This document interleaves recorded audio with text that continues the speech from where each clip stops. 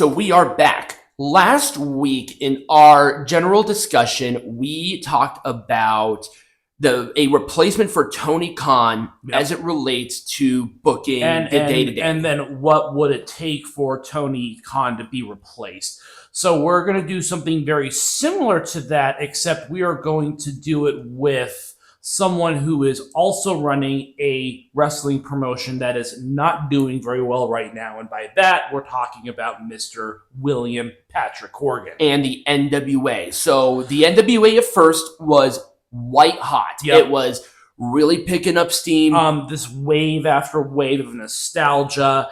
The pandemic did put a damper on it, but it wasn't the death nail. They really did rebound pretty well. But then came late 2023 and into early 2024. I solely believe what happened with Samhain and the fact that they just bring in like the most random people on earth into Powerrr is ridiculous. They had two other shows that you can do that with. They had NWA USA. Then there was another one, I can't remember, but they totally canceled those, and now they're only doing Powerrr, and Powerrr is not even on YouTube anymore. So let's talk about the person who I wouldn't replace him with, and I believe is the guy who is solely responsible for it, and I believe Billy Corgan is getting a lot of advice from as it relates to booking, and that is Father James Mitchell. I would not be surprised if he was getting a lot of advice from him, mainly because obviously, this is not his primary gig. He is also a singer for the Smashing Pumpkins, and he also does a bunch of other things.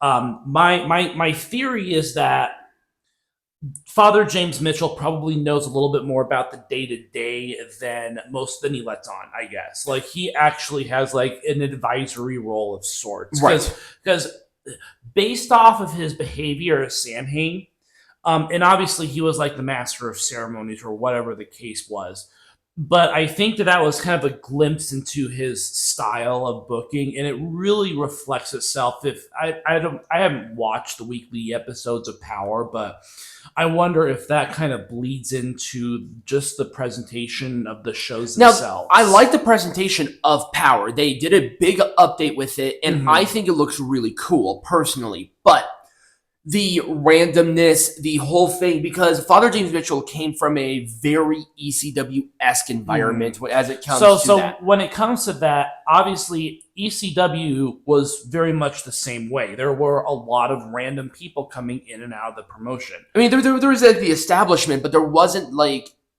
there aren't the stories that they had before. Like it seems like very much match, go. Yeah. Instead of let's start developing these things, because Hard Times 4 happened like a couple of weeks ago and I didn't even know about it. Right. And we would cover that on a regular basis. Right, because we were aware that there was a show, there were matches on the card, and now we can't even do predictions on those because they don't announce any matches. Yeah, social media presence was dead in the water. There was nothing happening. I'm like, how the fuck am I supposed to be excited about it on a show that I like? I like the NWA. Right. And the other thing too is that if you notice, like even a lot of their top stars they're not there as consistently as expected, I guess. And I wonder if besides maybe a few of their top stars, maybe a dozen people, if all of these people who are just working show to show at this point, like I would not be surprised. Yeah, I mean, like a person like Tim Storm, EC3, everybody in Pretty Empowered, like they're not there. I mean, they're there, I would say, more on a fairly consistent basis, but then they're adding in teams like the Slime Balls, and they're there for like 2 or 3 weeks and then they're gone. And then there's like a random segment thing with the Spectaculars, and now they are not on TV at all. They had Paul Burchill there during the last part of it, and he's not there anymore. Right. And I think that the lack of a consistent roster is really going to hurt. It is hurting them. Yeah. It is hurting them in the long run. Because there isn't anything to invest into. Right. And that's the problem. I'm sorry.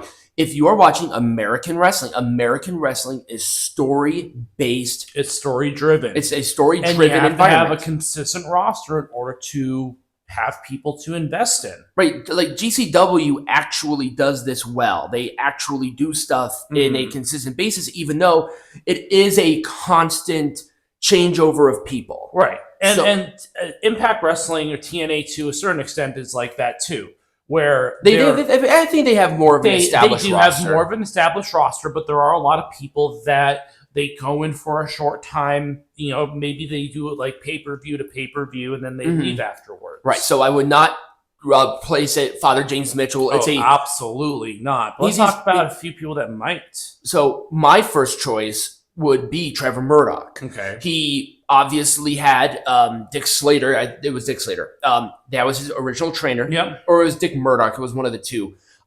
He took care of him, very old school. And Trevor Murdoch is already a producer on the show. He understands what the people are looking for. He had that awesome, spectacular rivalry with Nick Aldis in that big babyface build. And I'm sure that you already have them on this list as well, but someone like Tyrus, who is also a producer, would be a great. I don't have Tyrus on this. Okay. I didn't think about Tyrus just because I think Tyrus would be that one would be a little bit more challenging for him because of his other affiliation with Fox. But I don't think that's going to be a hindrance to him necessarily.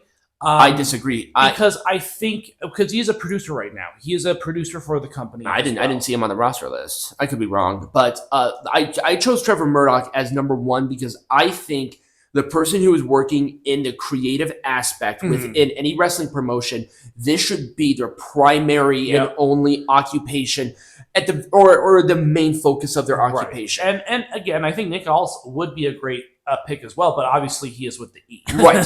So I chose Trevor Murdoch because he's very old school Southern wrestling sort of guy. I think he would have a really good understanding on how to book these things. Doesn't he also run a wrestling school? Yeah, he does run the wrestling school. So there we go. He already has experience with booking shows and stuff. Right. The other person that I thought about is Jim Cornette. Now, that is a very interesting... And again, you talked to me about controversial pick. He's also going to be a controversial pick as well. But Jim Cornette, I think, would be, I would say, the best choice because, A, he knows how to book wrestling. Yeah. He did it with Smoky Mountain. He did it with OVW to a very successful degree. The only reason that Smoky Mountain went under is because he was essentially driven out of his own promotion both times. Yeah. Because Jim Cornette is very passionate about wrestling. And again, he's also very controversial, but he does know the business. I mean, you can't say that he doesn't. Right. Very Southern wrestling guy. Yep. He really likes to harken back to the old days. He knows the psychology of wrestling. So I think Jim Cornette, this would be my first ballot choice to be the day-to-day booker and the problem is can Billy Corgan afford it? I don't think he's going to come very cheap. Well, he was already in NWA. Don't you remember? He was a commentator. Oh yeah, he was. So he was a commentator early, but then he made that joke that people thought was racist, which actually wasn't racist at all because he was making that joke for 30 fucking years. He was talking about the famine, not about the race. Can't remember the famine. I think it was like something in the Congo. Oh. But he was making that joke already, and it was because it was a starving joke. So, not tasteful, but it wasn't racist. I think that whole thing was stupid and blown out of proportion. I think this would be the best choice. Vampiro is retiring. Yes. He has popularity with Mexico. Yes. But he was also trained very traditionally in that style. Now, everybody that I'm talking about, I'm trying to cater to people who are retired. Because I don't think you should be an active competitor and booking the show at the same time. No. It's too easy for nepotism and putting yourself on the top. Yeah. So with Vampiro, if Vampiro or Trevor Murdoch or anybody else, they should not have any association on television with anybody directly. So, and again, that's also why I picked Tyrus, because Tyrus did retire from in-ring competition. Right. Now, Tyrus would be a good choice too. Now, but the problem is that I was looking at it based on, because remember, not every wrestler can be a booker, but I think every booker should have the experience as being a competitor, a manager, something in the wrestling business. Someone who was on the outside. Right. Or on the inside, rather. Right. Now, Billy Corgan does have that experience. He did book early ECW. He worked with Paul Heyman there. Mm-hmm. He worked with Juggalo Championship Wrestling as You're well. talking about Vampiro then, right? No, I'm talking about Billy Corgan right now. That's He does have the experience there. And Vampiro, I would say, has experience, I think, beyond a lot of the other competitors because he was a megastar somewhere.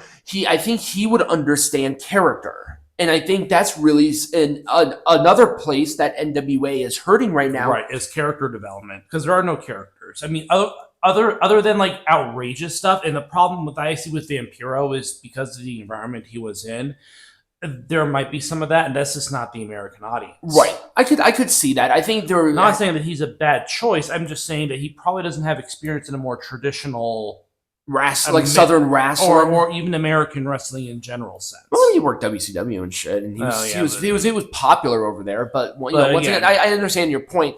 But Vampiro is also a producer, so that's why I'm like, he wouldn't be a bad choice. He also worked closely with Lucha Underground, and that was very popular. So that's sort of why I was looking at that. What about Aaron Stevens? Another person who is, he did technically retire. He did technically retire. But I guess he's not, I don't know. He is a producer on the show. He is the manager for Blood Force Trauma, but also wrestling historian. Yep. He was trained by, I believe, Killer Kowalski. Yeah. Same person who trained Triple H. Yep. So I think this would be a great choice in that similar thing. Also, he's younger. And I think that younger blood in that thing of experimenting with Aaron Stevens would be good. And also, he's good about changing up his own character. Oh, absolutely. He knows how to make things work. Yep. Damien Mizdow. Yep. His stuff with Cody Rhodes was great. Yep. His stuff here as a manager is awesome. Yep. He's top heel. Right. So that's why I'm thinking, what about him? And I think this is my last one, Jazz. That's an interesting choice. So Jazz, once again, is Southern trained wrestling. I think she trained in Atlanta. She is an executive producer right now in NWA. Oh. She is a former NWA women's champion. And that in the women's division right now, I think is the best division that the NWA has. Yeah. So maybe a little more of an emphasis on them would be interesting. But those were my choices. Now, I like the choice of Tyrus, but with Tyrus, it's like, well, was his success from him or was his success because of the E? Right. But with Jazz, she worked really hard. I think she'd be a good choice. And the same thing with really everybody else. Yeah. I would say Vampiro would be more of a stretch. Yeah. But I think your top two picks would either be Murdoch or Stevens because they're already signed to the company. Right. You don't have to. You just give them a little extra pay and give them more creative control on that aspect because I don't think Billy Corgan is necessarily. I think you're right. I think his focus with the Smashing Pumpkins is a hindrance for the most part. I think he's like, let's get them going. The pandemic didn't help. And now they're just kind of throwing things at the wall to see what sticks. And right now, that's not what they need. Right. They need established. They need something like that. And also, I think him doing the territory thing is sort of hurting too. Just because I think, once again, it's a distraction. Right, that's true. So I think all of these distractions for Billy Corgan, especially trying to get these smaller promotions. Yeah. Because then it's like, oh, we have to introduce these smaller promotions to the wider audience, so we're going to have to shove them on Powerrr. Right. It's like, no, put them on the NWA USA. Right. Maybe work with the CW app and say, hey, can these smaller companies run a show or two on, I don't know, Tuesday or whatever. But that's just sort of where I'm thinking, what I'm thinking is happening. Right.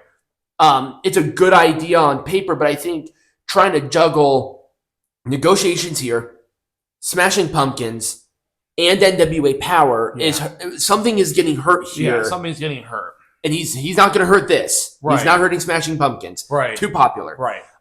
But then obviously this is the new project. Yeah.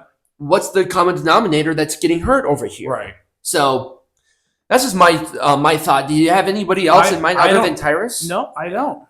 Because because with this, you have to think Southern. You have to think Southern traditional wrestling. All right, and you're not going to get someone like you're going to get like Joe Kazanza because he's also signed with them too. He's but you're not. But you don't want to get someone like Scott D'Amore. He doesn't understand that style. No. But hey, he's always a pick too. I just don't think he's gonna. That is very long shot. I do not think that NWA has the money for Scott. Right. Well, we want to hear from you. Let us know what you think. Put in the comments on other choices that you might think of. It doesn't have to keep within the criteria of retired Southern wrestling traditionally done. If you think, oh, maybe this traditional wrestler would also be a good choice, right? Obviously, put them in the comments. But anyways, next week, to be determined, but we'll definitely put it on the website and let you know as soon as we know. So check it out. Link in the description. And as always, be majestic.